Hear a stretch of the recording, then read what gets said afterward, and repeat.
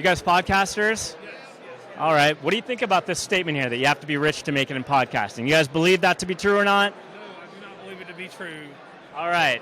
I don't believe it to be true either. I'm just trying to be scandalous around here. But you guys have 2 minutes. I got a couple questions. We're doing a live stream right now, and then I'd be happy to share the content with you. You can put it on your website. All right. So both you guys are? All right. Come on over here. All right. So J.R. Sparrow, that's your name? Yes. All right. Where are you from? West Virginia. Harversburg, West Virginia. All right. Did you fly here? Did you drive here? Fly. 12 hours, I wouldn't drive here. Yeah. I'm a West Coaster, so I don't know. I'm not really familiar with the geography of the East Coast too much. But anyway, so let's start by, tell me the name of your podcast and what the premise is. All right. Our podcast is called West Virginia and Commonplace. We're a society culture podcast with emphasis on movie reviews, mental health for males and females, and changing the narrative for medium-tier podcasters. Okay.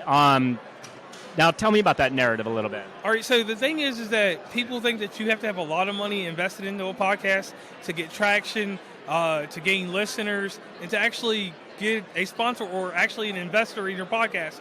And I go around to certain people that we find podcasts like ourselves that are in the top 2 percentile, and we find out like, hey, how did y'all make it? How did you guys start making money? And that's what we do. Yeah, awesome. I mean, that's very much what I'm focused on here with Podtask as well.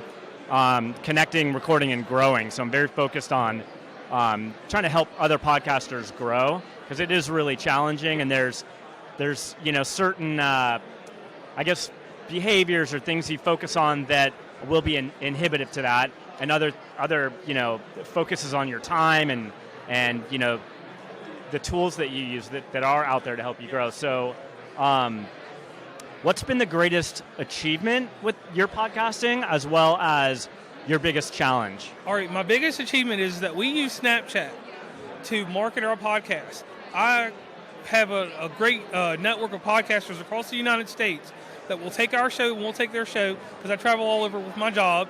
And we'll place your podcast like in this event right now. I'm going to take your podcast, put it on Snapchat. It'll be here for a year. And all types of people will listen to it. But the first listener will be somebody young. They're going to listen to it and say, hey, I don't care about it.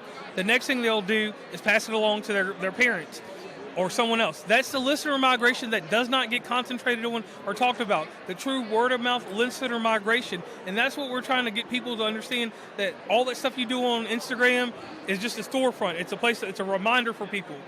Snapchat and that word-of-mouth translation to listener migration is the key in podcasting, and people go around this aspect. And that's the hardest thing. That's what we try to get across to people, that you have to figure out a way to have listener migration.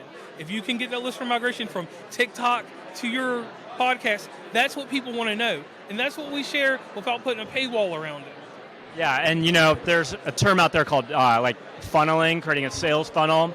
And a lot of podcasters don't really think to do that, think to turn their podcast into a business and creating calls to action at the end of their podcast that drive towards, whether you offer a service or whatever. So finally, what about this assertion that I had? You have to be rich to make it in podcasting. You don't have to be rich in podcasting, but there's 2 things that you got to do. If you're a hobbyist and you're not wanting to monetize, stick to that same model. But if you're a person that wants to monetize your podcast after a few episodes or, at least 20 down the road, you can make money with it if you stay business savvy or have business savvy people around you. You're not going to make it rich unless you have that business savviness to you.